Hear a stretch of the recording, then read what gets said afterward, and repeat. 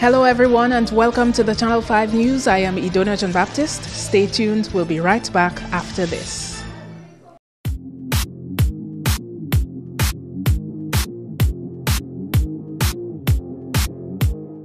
Do you need more cash for that home improvement? Then come to Fast Cash, where we give you more. At Fast Cash, our customers get more funds and more time to repay. But wait, can't come to us? We'll come to you, and our mobile officer will get you on your way. Small businesses, consumers, and taxi owners. Fast Cash has more for everyone. Simply call or visit any of our locations for more. Smarter, faster, better. Fast Cash. Terms and conditions apply. Welcome back. An architect has advised the authorities to refrain from approving construction near waterways and, in the event of a storm, adopt mandatory evacuation of residents. This as the Physical Planning Division hosted a national consultation on lessons learned post-Hurricane Maria. The forum brought together builders, contractors, civil engineers, architects, bankers, and insurance agents. President of the Dominica Society of Architects, Claude Lecher, in offering recommendations, presented on the topic, "Can we build for Category 5 hurricane?" Dominica is vulnerable to multiple hazards: hurricanes, earthquakes, landslide, sea surges, river floods. And a lot of construction are built in areas at risk like steep hillside, below cliff, close to precipice, in flood zone. And this is an example of Chekol Valley, where the river was dredged because of what happened to, with Erika. And with Maria, the river get back to where it was before Erika and even more, and destroy more houses on that community. We had some concrete retaining wall built, and you can see at the end of the river here, at the far back, that those retaining walls fell because of the power of the water and the fact that the water just flooded and want to take back its bed. So therefore, planning division should make sure that no building should be allowed to be built in such zone because it's high risk and can destroy and have a lot of loss of lives. He says consideration should be given to compensating property owners with land in vulnerable areas. Planning division should develop local urban plan for all key cities and also inform people of location of vulnerable and protected zone for landslide, flood zone, and so on. System of compensation for people who have or bought land in vulnerable areas, because a lot of people are saying their grandfather and so on leave land for them, so this is where they have the land, so this is where they should build, and they have no other area to build. So this is why we're asking for a method of compensation with the government and so on to see if they can be relocated or allow other land. Lecher is advocating for strict evacuation orders in preparation for future storms. Evacuation of people from low-lying coastal zone, flood zone, and areas prone to landslide. Most of the casualties and deaths during Hurricane Maria were caused by flooding. Landslide and flooding blocked the road network and access to some communities. I know that people like to stay home and say, this is where I'm safer, and nothing happened before, nothing happened to me during Erika, so nothing will happen to me where I am. And a lot of people now can say they are lucky that they're still alive because they escaped of some landfalls and they escaped landslides and they escaped of some flooding events. The recommendation should be that elected leaders and other public officials should deliver firm, clear, and consistent evacuation messages to the people living in those zones at risk. One of the outcomes of this consultation is producing a booklet on safe home construction. A curfew implemented in reaction to Hurricane Maria in an effort to protect the public and businesses could be up for review later this month. The private sector suffered severely because of post-Maria looting and damage to infrastructure. Significant numbers of employees also lost their jobs. While the curfew has been lifted outside of the city, it remains in effect from Lubia in the south to Chekol in the north. Prime Minister Roosevelt Skerrit weighed in on the curfew issue at a press briefing on Wednesday. I think a decision on the curfew should be made in the next few days. There's still discussions going on among the competent authorities on either limiting the hours further or removing the curfew altogether. So I am hoping that within the next couple of days, today being Wednesday, maybe hopefully by Friday, Monday, that a definitive position would be taken on which do you go with. Do you go with removing the curfew altogether and putting an end to the state of emergency, because the state of emergency legally can only go up until December 31. Okay? If we're to extend it, we'll have to get the authority or the parliament to extend it. So, and I don't want to make any comment publicly to prejudice the competent authorities discussing and advising on this matter, because I have my own personal views on the issue of the curfew and the state of emergency. But I will wait for the competent authority to advise the state on this, and we can take it forward. But I don't want to say much more than that to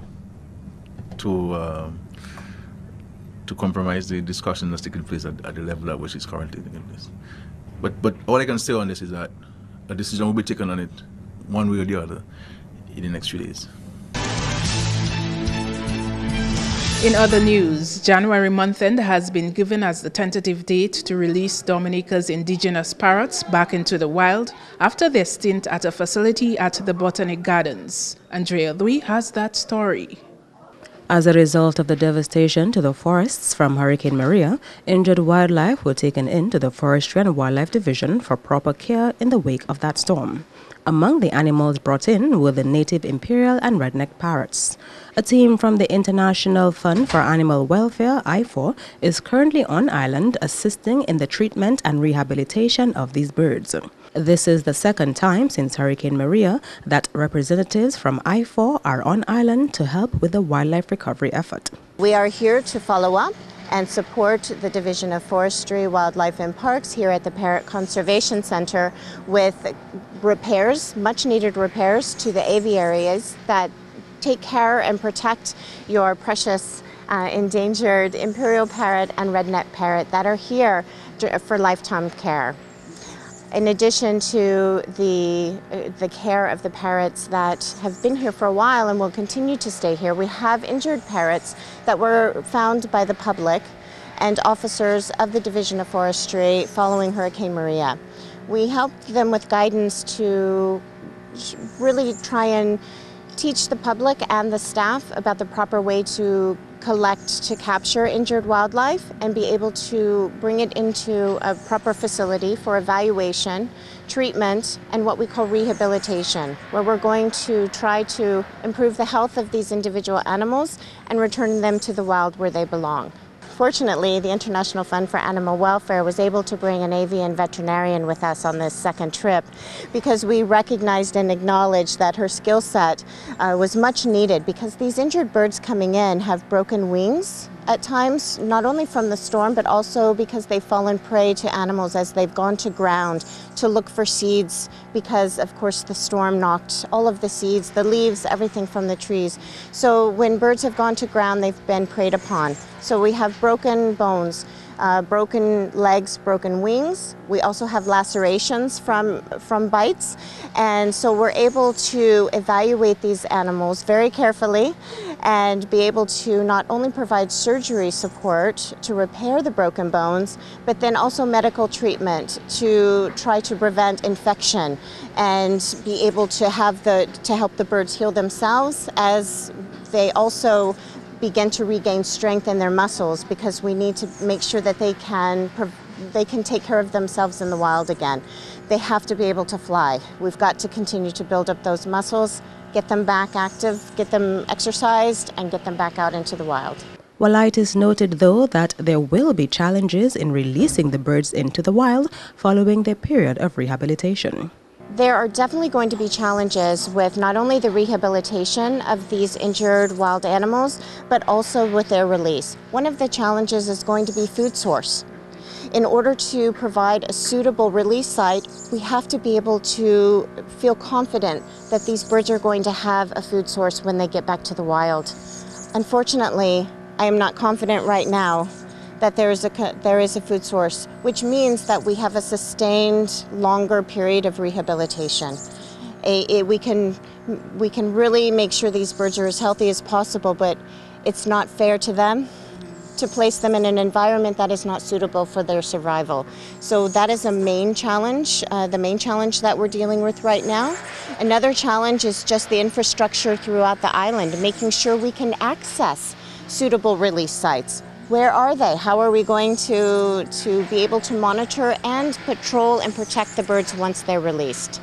So these are all plans that we're putting in place with the Division of Forestry, Wildlife and Parks, and we're optimistic that within probably 1 to 2 months' time, the 13 birds that are currently under our care here in the rehabilitation center, in the rehabilitation clinic that we have established, will hopefully be back in the wild. Reporting for Channel 5 News, I am Andrea Louis. The Ministry of Agriculture reports significant damage to Dominica's crops, but the minister says 6 weeks after Hurricane Maria hit the country, some crops were ready for consumption. Kenny Williams reports.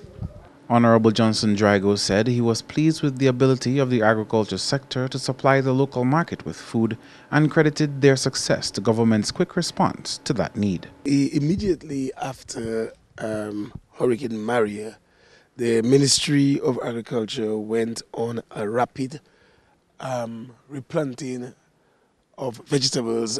As you know, the vegetables are considered, most vegetables short-term crops. So we thought that we could assist our farmers with a variety of seedlings so that we could rapidly get the sector going by ensuring that within 6 weeks we had vegetables on the market. And I must report that this program was a tremendous success. We were supported by the OECS in that regard, and we went on a rapid seedling program where we provided well over 100,000 seedlings to our farmers. The target was 150,000 seedlings, but we were able to provide 100,000 seedlings, and that was due to the lack of facility for propagating these seedlings. As you know, we've lost some of the facilities both at the gardens and at Portsmouth, with the Chinese agricultural mission being decommissioned following Maria. However, we are seeing the results at the market today.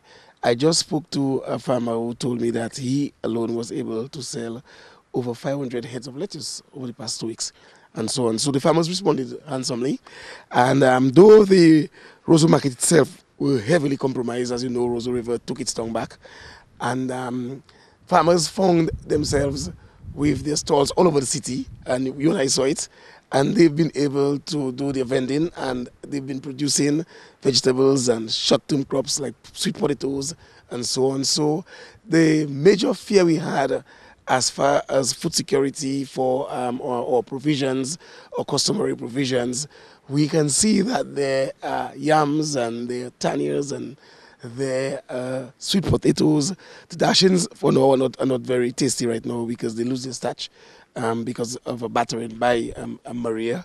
But for sure, we are satisfied that at least for food security, we are able to sustain ourselves as we speak. We're able to provide for ourselves and so on. As we speak now, the Division of Agriculture, we are having a one-day consultation today where we are looking at our targets, our structure, and the vision for the division going forward. We will meet with forestry at another time, and we will meet with fisheries, the fishery sector at another date. But for sure, heavy attention is being given to the Division of Agriculture, looking at our livestock subsector, our abattoir and our small ruminants, our goats and so on. So all of this is getting sharp focus. I have been reliably informed that for the first time in some 48 years, we are giving license to import eggs. We've been able to be self-sufficient in eggs for over 48 years. And this is remarkable for us as a country. And but we do not have a choice because, you know, most of the facilities got destroyed by Maria. And we have a program to target some core farmers for the sector. We were hoping to have bring in what I was told is called point of lay eggs to the island sometime last month, so that we could bring in these chickens and they will be ready to lay when they arrive on island. But by the time Maria struck, it was too late to put an order to get it before the Christmas season. So the ministry is still looking at the possibility of bringing in some point of lay eggs, chickens to the island, where we will order them from facilities that are certified, and we'll bring them in and we will work with the farmers. We'll help them build their infrastructure so that they will be ready to receive these chickens. We will provide them, these hens, we'll provide them with the feed and the medication that they need, so that we can rapidly take over the egg sector again, the poultry sector, where we'll be self-sufficient in providing eggs for consumption. Meantime, plans are in place for farmers to receive further assistance from government, but Drago says not all farmers will be eligible for the grant. Some $7 million will go towards the $7 million US will go towards the agricultural sector, and $3 million US to the Ministry of Commerce to support small business and so on. The structure for that fund is in place now, but we had to embark on a registration of farmers to ensure that all of the farmers who are going to be benefiting from this program are bona fide farmers who are actually in the field. Of interest, we have realized that over 6,000 farmers have come forward to register on the program. What we are going to be doing as a ministry, it has provided us with an opportunity to clearly indicate who are the commercial farmers and who are the subsistence farmers on this island, and who are the serious farmers as well. Because very often you have a challenge in getting farmers to come to meetings and so on. But this time around, the farmers have really come forward and have registered their name as a farmer. So there will be follow-ups by the divisions of agriculture through its 7 regions to every one of the farmers who registered themselves as a farmer in this country in the post-Maria era. So farmers very soon will be receiving a one-time payment of $6,000 to commercial farmers and $2,000 to subsistence farmers.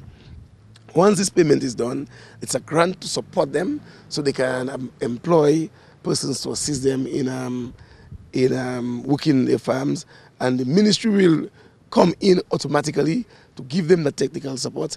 Farmers will be targeted, but the core of commercial farmers will be farming generally for the commercial sector, for the export market. So we'll be having these farmers targeted in particular areas. The funds has never been a problem.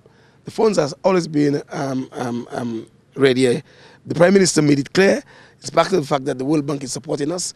Once everything is in place, the government would front load the funds to ensure that the farmers receive these checks in quick time. As a matter of fact, if you speak to the farmer, to the Prime Minister today, he's ponging at me, why haven't the farmers received the funds in their hands? However, within the ministry, we have our limitations, and the ministry is rapidly completing the assessment of the forms, to categorize the forms and so on, because there will be farmers who are qualified as commercial farmers, and there will be farmers who are qualified as subsistence farmers, but there are persons who are registered as farmers who have not been operating for more than a year. They will not be qualified to receive this cash at this time. So these are farmers, a new group of farmers that we're going to have to be targeting to work with. So not everybody who registered as a farmer is qualified for the grant. So once all of this is cleared, which we are saying within a couple of days, by sometime next week, we'll be able to pay the farmers this grant. Drago says Dominica serves a variety of foreign markets and his ministry is doing all it can to continue serving those areas in the soonest possible time. Some of the farmers with their traditional markets are doing, albeit small, but some export is actually taking place. As I reported earlier, we were able to export over 21,000 pounds of dashing to the United States from one of our traditional markets, which we were targeting on the horticulture program and which our farmers were responding to very, very well. But our major responsibility and program now is to ensure that we rapidly expand the sector to meet the traditional markets, regional market, because the islands, quite a few of the islands, especially our northern islands, they depend on Dominica for their agricultural product, because we may not always have the best quality, but we have the best taste. And we are working rapidly on ensuring that we do things better, so that when we get back on the market this time, we are meeting all the quality targets that the region expects from us in this new dispensation for the industry. We have our traditional source market in the US for dashing that we must maintain. So within 8 months, we should be supplying this market again with dashing. We have the British market that we must maintain. We have all of our regional markets that are expecting the produce from Dominica. We have to support our hucksters, who are very important to the industry. We have to support our ripeners, the banana and plantain subsector. As you know, first things that fall when a hurricane comes is fig. And even with category 1 or mini tropical wave, you can lose all your bananas. So we are helping our farmers. They're presently doing the suckering and so on, and we're providing them with fertilizers and other technical support so we can get the banana and plantain subsector back again. Reporting for Channel 5 News, I am Kenny Williams. Over 40 kilos of food has already been distributed to affected communities on the island through the efforts of a religious organization here. Andrea Dui has that story. The Adventist Development and Relief Agency, ADRA, is a humanitarian agency operated by the Seventh-day Adventist Church for the purpose of providing individual and community development and disaster relief. ADRA is no stranger to Dominica, as it was prominently featured for its assistance to Dominica's rebuilding efforts following Tropical Storm Erica 2 years ago. Local ADRA coordinator, Nurse Priscilla Prevo, says that thus far the organization has supplied over 44,000 kilos of food to more than 40 communities around the island. The first response or initial response is that of providing water and food supplies to those affected. And as I said earlier, we all know that the whole country was affected. So we were fortunate in receiving supplies from our neighboring islands within the conference, that is Barbados, and also outside of our own conference we had Guadeloupe, Martinique, St. Vincent, St. Lucia, Grenada, St. Vincent, Antigua. All these countries sent us supplies in varying quantities so that we could meet the needs of food, water, hygiene supplies for the communities that have been affected. As of the 5th week, supplies, our first shipment of supply came in the Wednesday when our Executive Secretary and ADRA Director came from Barbados along with Pastor Haynes. They brought in some water, and that we were able to start distributing. But by the 2nd week, we had supplies coming in more supplies from Barbados and from Guadeloupe and from Martinique, that we have been able to reach over 44 communities. That is very impressive on ADRA's part now, because I know food and water are essential, especially after hurricane, after disaster. Now, one of the things you're best known for is the houses constructed in Platma Pier, and I'm sure people are curious to know, can you look forward to ADRA constructing more houses in Dominica now that the entire island has been hit and even more houses have been lost through Maria? This we cannot say definitely right now in terms of the make any positive commitment, but we have met with Mr. Blackmore from the Housing Department, Housing Ministry, and have given our commitment in terms of assistance, but the level of assistance and to what extent we are not able to say yet definitely, because we are also waiting on our other partners that will come in. They have to come in and do assessments, and they will be able to tell, like Maranatha Flight International. They did not come in during Erica, but they are planning to come to give some sort of housing assistance. So when that time comes, we'll be able to see exactly what we be able to do as far as the housing is concerned. But we do know that there are some, we want to be able to probably continue the project at Platma Pier, because we are happy that the houses stood up the test of Maria, and so we want to continue, as well as to assist other individuals and communities not around Dominica wholesale, but we would be able to assist some persons who are in need. Ms. Prevost says ADRA will continue to supply relief items to people as these goods keep coming in from the wider Adventist community. It is not as frequent and as much as we got initially.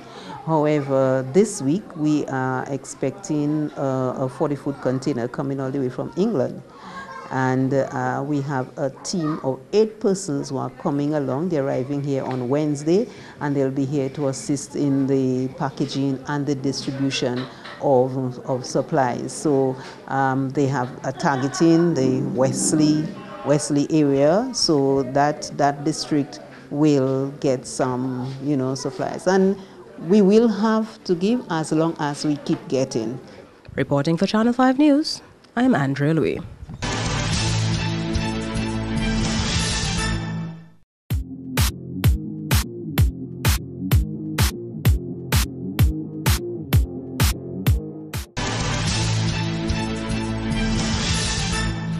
This has been the Channel 5 News. Feel free to contact us at news@marpin2k4.com. You can also access our past newscasts on our YouTube channel. On behalf of the entire production team, I am Idona John Baptist. Thanks for watching. Join us tomorrow.